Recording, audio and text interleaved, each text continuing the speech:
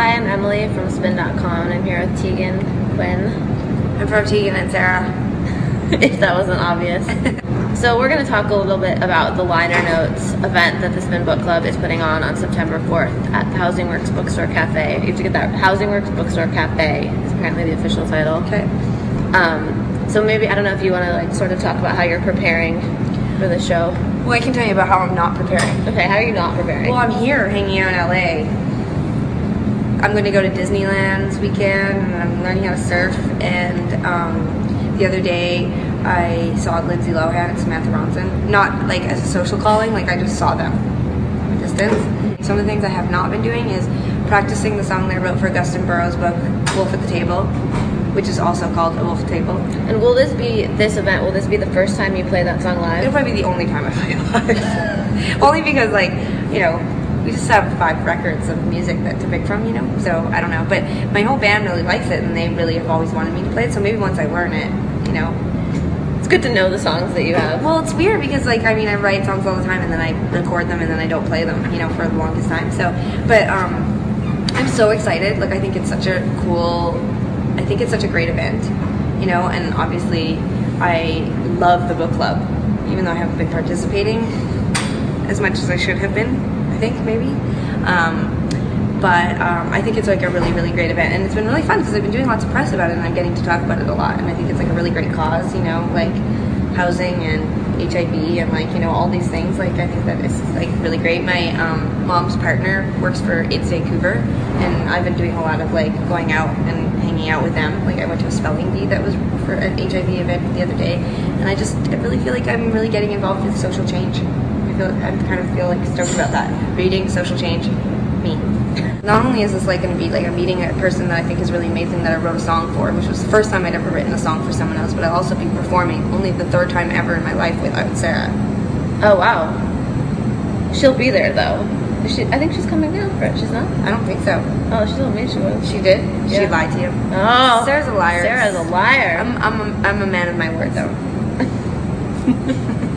I think it's actually going to be really fun. Anyone who's ever seen me play by myself said it's really entertaining because I look like I'm going to throw up, but like in this really funny way. Like, it's obvious how excited I am to be in the limelight, but also like it's a new thing for me to be in the limelight by myself. Mm-hmm. So how did you and Augustin initially meet?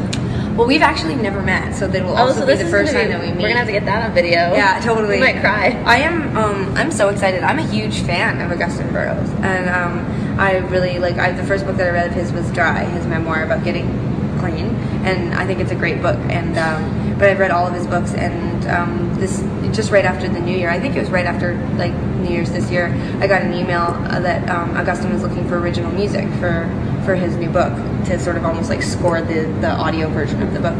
And I was just like, what? So excited or whatever. So I emailed them, I was like, yeah, I'm in. And so they sent me a copy of the book early, like months and months before it came out. And I read it, and then I sat down to write a song, which I've never written a song for anyone but myself. I'm like a complete and total narcissist, and usually just write about my life and my relationships. And I just like sat there and was kind of like not sure exactly how to start.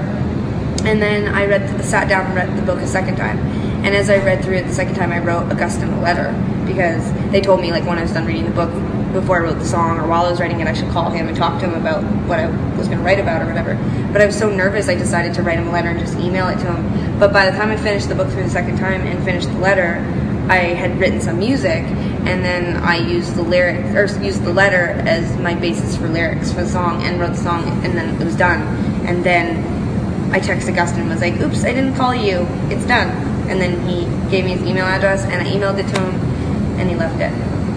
And so, sometimes I'm not even sure how good of a song it is, but it's just like, I'm proud of it because it's the first song I've ever written not about me. So is that like, do you feel like something's missing when you're on stage alone? Well, I've only done it a few times, and to be honest with you, more and more as time has gone by, I actually am up on stage a lot of times being like, shut up, like to her, you know, like, I'm talking, you know, which everyone always thinks that, like, we fight on stage. We don't fight, we banter. And the banter is like, if Sara can, like the other day we played in Vancouver, and some girls were screaming for me or something, and Sara made some comment like, oh wow, is there still girls left in Vancouver that Tegan hasn't dated or something? And I was like, that is really funny. Like, that is super funny. It's like really quick and clever. like, to say that on the fly like that, like, I mean, she's a genius. But not in the city that I live in, okay? Because it's like, I know the joke wouldn't necessarily have worked anywhere else, but like, people that I have recently dated were in the audience, and I just was like, oh man, bummer. You know? How many people were in the audience? Well, not that many people that I've dated. So the joke was kind of dead on.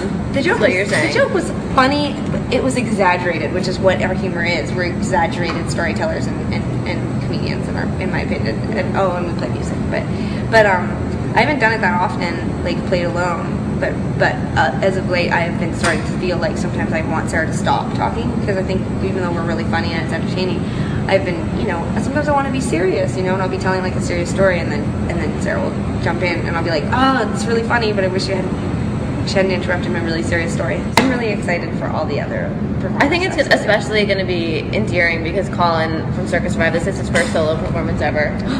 Which is huge. So we're gonna bond over that. You're gonna bond over that. I love Colin. He's really nervous. Really? And yeah, and I think he's gonna be amazing. And he's been a big fan of yours. When you joined the book club, he was super excited, and he told thrilled. me. We kind of emailed back or kind of messaged back and forth about it. I think that I love Circus Survive, and I think Colin's really awesome, and I'm super stoked for him to be there. I've written like a couple books. Have you really? Yeah, but I didn't ever do anything with them. But recently, like as of this week, we've been talking about putting together a book to put out. Wow, you should do that. But like as you just said, like when do you have time? Like right, like it's like enough to have one job. But you're prancing around in LA, going to Venice Beach and Disneyland. So I never went to Disneyland yet. No, I'm going to go to Disneyland. I know, but that's my point. Is like I'm always busy trying to find things to do. So maybe I should put out a book or something. Yeah.